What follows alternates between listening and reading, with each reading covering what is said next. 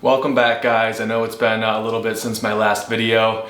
We've been out on the farm really opening up the canopy still. Like off of our last video, we probably spent 4 or more days just doing that, and I didn't want to be very repetitive with things, so I hadn't made a video or another one on that. We're going to get into frost seeding and pre-emergence and eventually hinge cuts now that it is starting to warm up.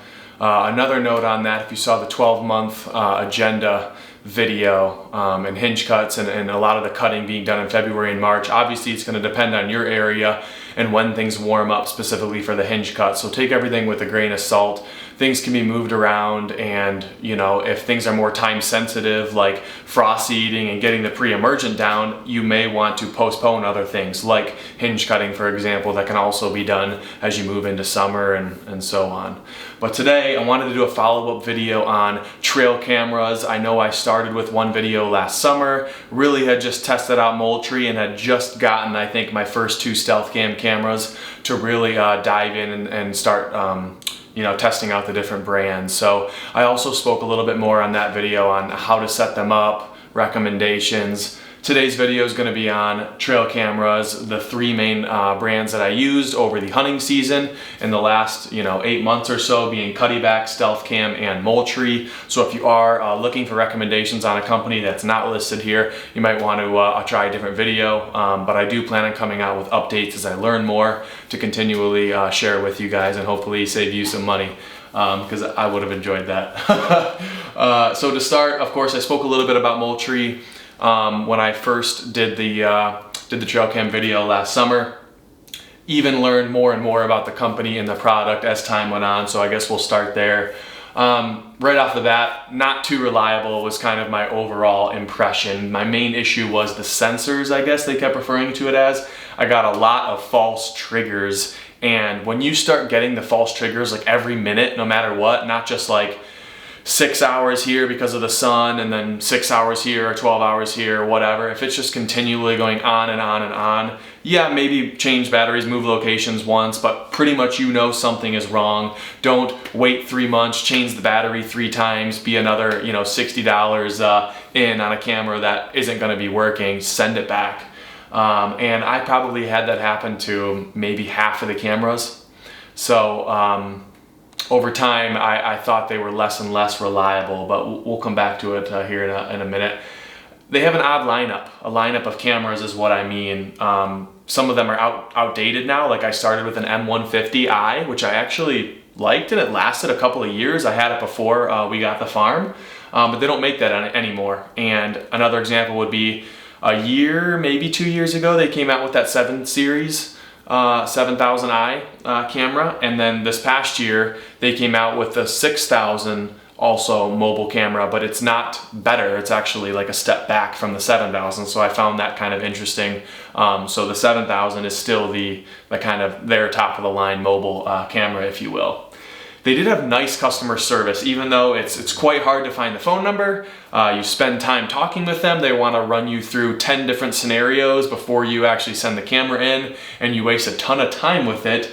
They were very nice, and eventually you can, I believe, get a shipping label. Sometimes I paid, sometimes they gave me a shipping label to get the product back to them, and actually very quickly, typically, I got new cameras in. So I was very impressed with that. However, I have a little note under nice customer service. They had poor execution because I made mention a couple of times on different things. One, I got a camera back that I'm pretty sure was refurbished. It had some scratches on the little LCD monitor, which that's okay, but literally out of the 2 they sent back, one wasn't even working out of the box. It was wrapped like a new camera, so I really thought it was new, but it just wasn't even working right. I'd turn it on, it would have a 30-second delay. So that kind of bothered me. I also, stated, the M50i a couple of years ago, M50i, that was about $150, $160 camera. And I wanted to make sure that I was getting a similar value back when I sent these in. And they'd say yes, of course. And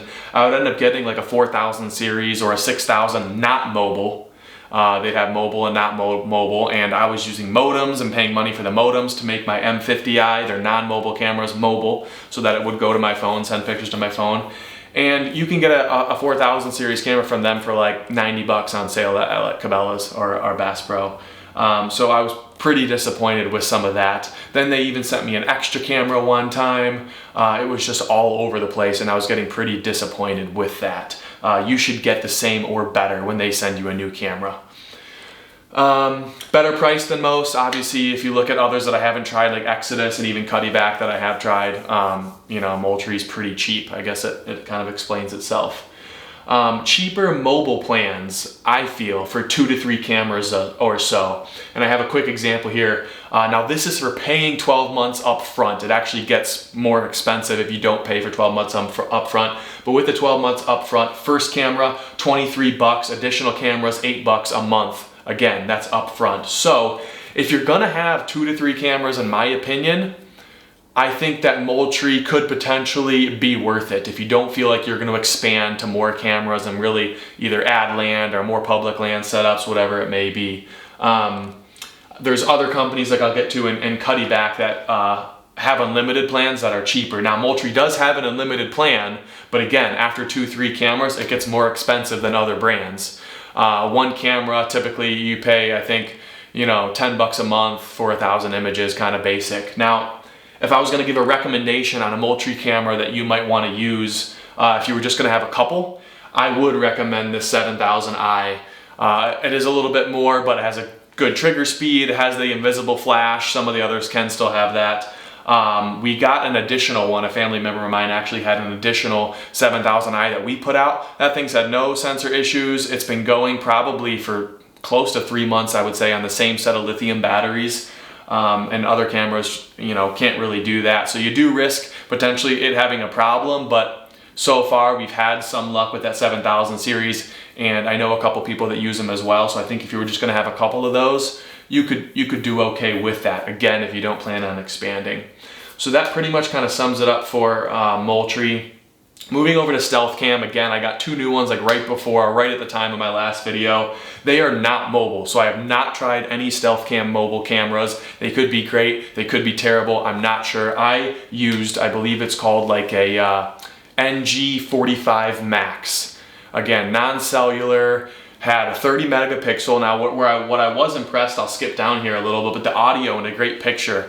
This camera, again, on CamoFire, which I did mention, that's kind of a cheap place to get some trail cams and other items. I've mentioned it before.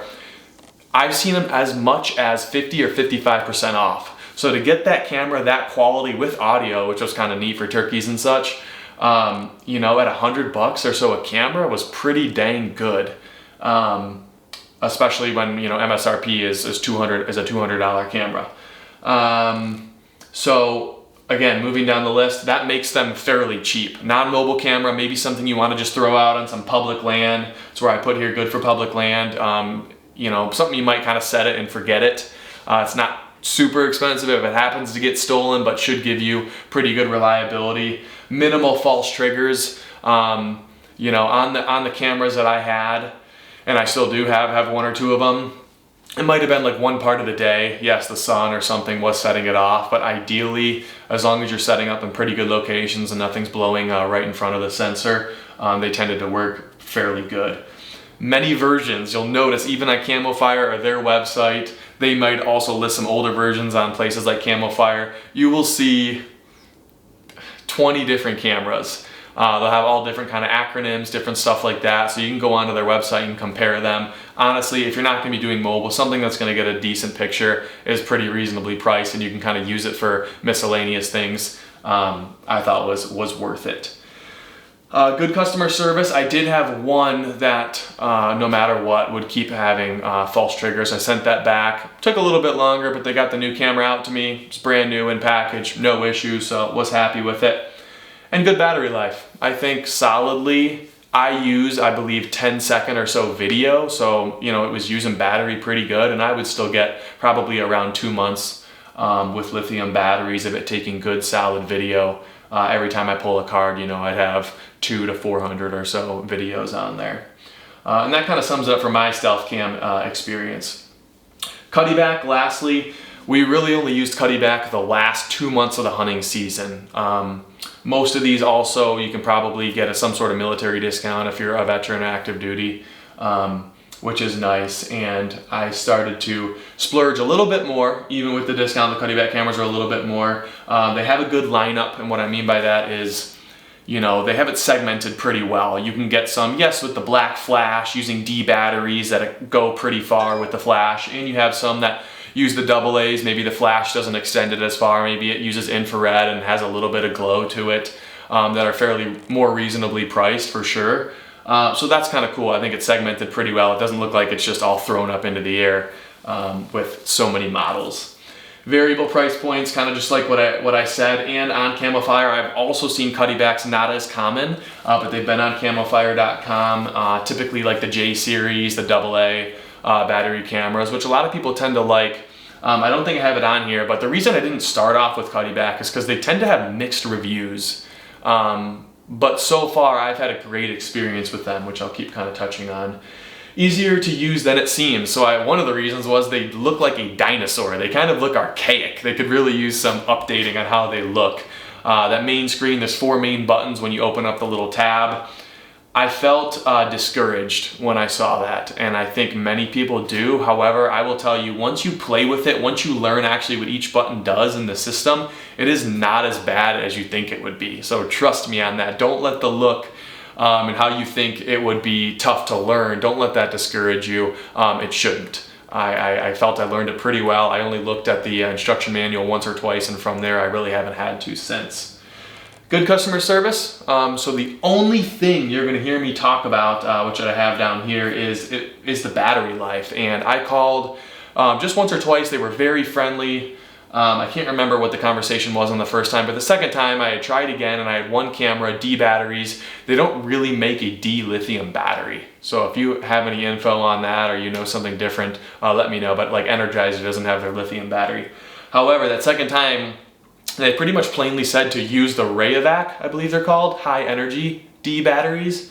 And I haven't tried it yet, so I wish I could be telling you that that fixed everything, but I'm just not sure. I did speak with someone else actually who reached out to me with some questions, and they heard the same thing. So I'm surprised Cuddyback doesn't tell people like, hey, like brand it somewhere, try and use the Rayovac batteries, because they should perform better. However, my other camera lasted 2 months. It literally had almost no false triggers. So working and function, near flawless.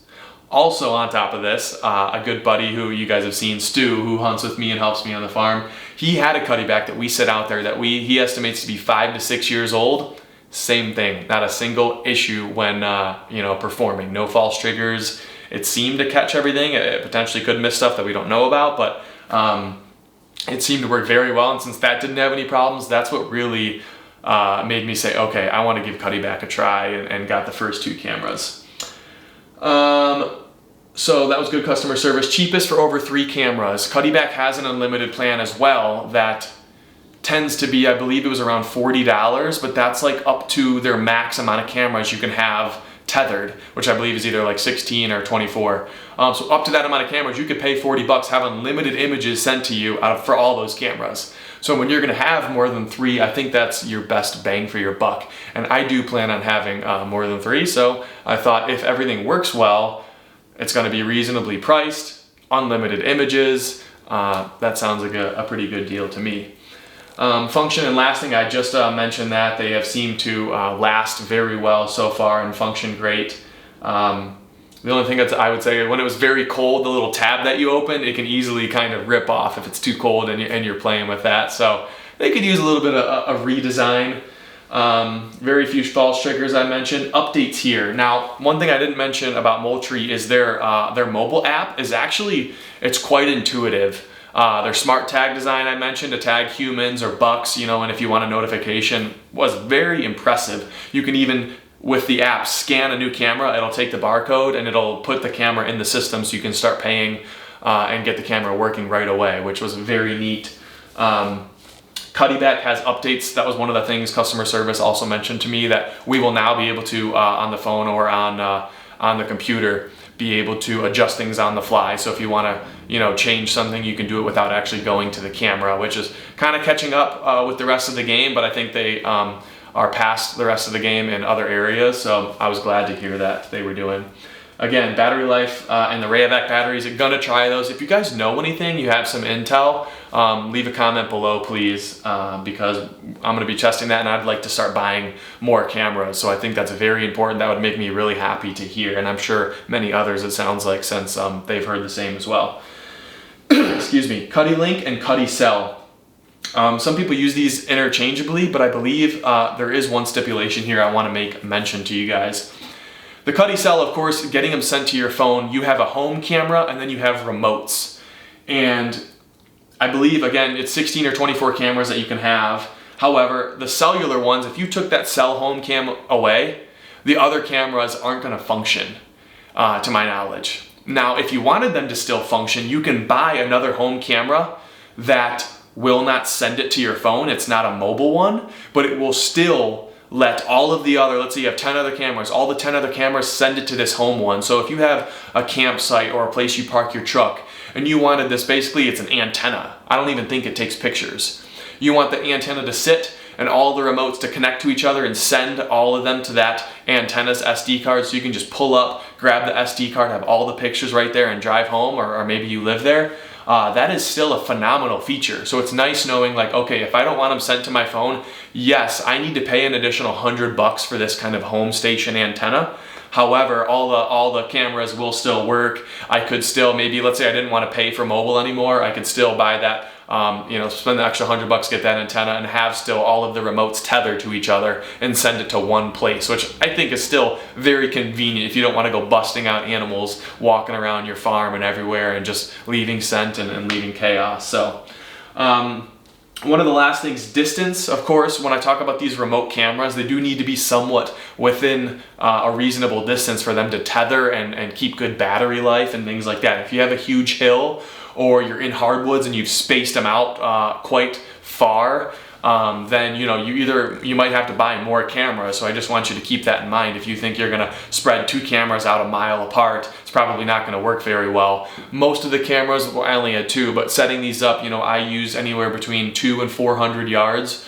So not very far, but within woods and things like that. And I was always between 60, 70 on kind of the bad days, and really 80, 90% through the woods when they were only a couple hundred yards apart. I do plan on having more again and kind of spacing them out, so I don't think it will be an issue, but something I wanted you to keep in mind. So I believe that about sums it up. Again, next videos we're gonna get back onto the farm, touching on things. Hopefully it will be a week or 2, I think, with the wind that we have, just letting some snow melt so we can get out there and start making some content on that. Stay tuned. We appreciate you guys watching. Please give us a thumbs up and subscribe if you haven't already, and we'll see you next time.